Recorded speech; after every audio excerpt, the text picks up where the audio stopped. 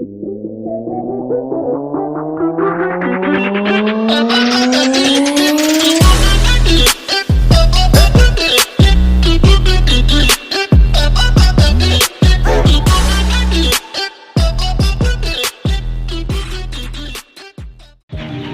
hello guys, good morning na naman tayo. So tapos na po yung pagtatanim ng palay. So nandito po tayo sa manukan.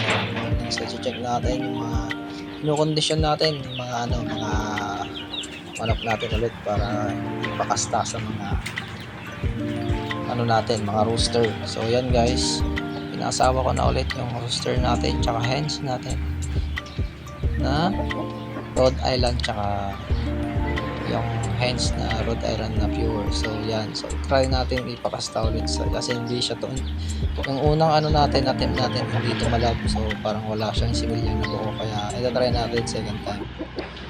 So ayun na nga, nag-separate na nga rin ako ng mga manok sa natin, fourth batch na malalaki na. So meron tayong apat na rooster doon. So condition natin, ipapakita ko sa inyo sa next vlog. Yan, dito sa bukid ngayon. So ayan, Lakay! dito sa bukid nagpalinis daw ng yung tambak ko na tambak, sabi nila. Nagpakuha ako ng puhol. At itong si Bornok guys ay abala sa pamimingwit ng tukak, palaka ng Tagalog. Alam? So hindi ko alam kung may nahuli na tong si Bornok. Na yun ang apan mga gamin. So ang gamit lang niya is puhol at saka yung napulot niya pamigwit. Yan. Hindi masayan Bornok. Yan. So guys, mukhang may nahuli siyang isa kanina. Madayo ka gamin, sir, sirip na ka. Ito ko sa inyo yan, tukak. Tapos busy si Bornok guys.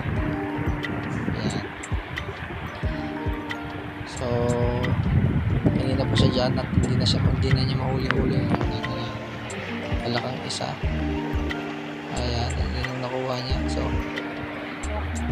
pwede na, meron lang isa. Ayan, at nagkatawa na nga si Bornok at naalis yung pamain niya guys. Sige, naitarte graup, nagpaparta na na sila suli lata. Ibaut na. Burnok, wow legs.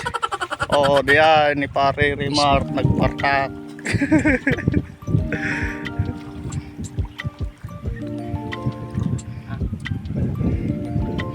Tati raup na po na nagdakkel. Ibaut na.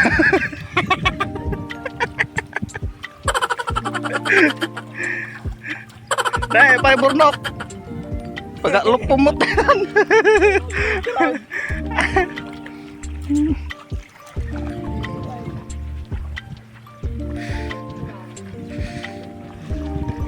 Kapan manan agsik ka ti iraup na.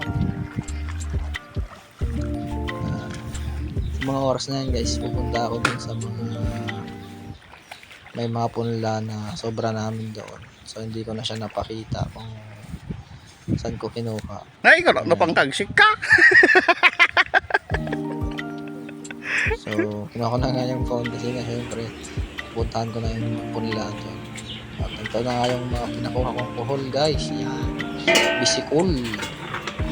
Sa mga marunong kumain ng bisikol, yan. Gital ta. Sekom. Gital ta. Gi ko. Talon. Pana, tumbog na. Rumor, ulo-ulo na kami. Ulo. Guys. So, ito lahat yung nakuha namin guys. Na bisikol.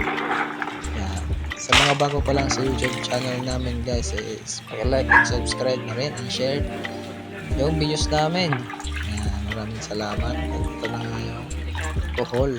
So mamaya luluto ko yan. So papakita ko sa inyo kung paano linisan at paano kainin. Paano sip-sipin. Hindi mo nakatag siya na ito. Para lumabas yung katas. Masarap sa puhol guys. Yan. So may isang atwak ito guys. Yan, tupak. isang palaka. Yun, palakang namingwit ni Bornok. Nice. So sa mga kasama ko dito, hindi sila nag-uulam ng bisikol. Parang ako lang yata ang mag-uulam nito.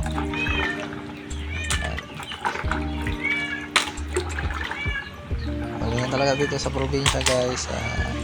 Kung nasanay kayo sa mga ganitong ulam, exotic foods tawag dyan. So kung wala kayong pinipili, talagang mabubuhay kayo dito sa probinsya. Kasi pinalitan ka ng tubig. Yan para ready na for mamayang hapon. Malinis na at nakatain na yung mga yan.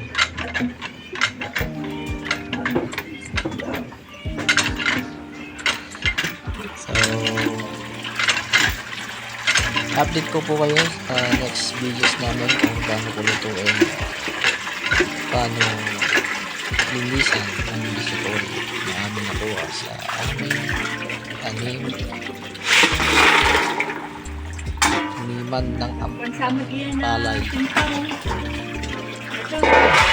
Walang din sa. Yan, maraming salamat Wan. po ulit guys. Ano kailang ta?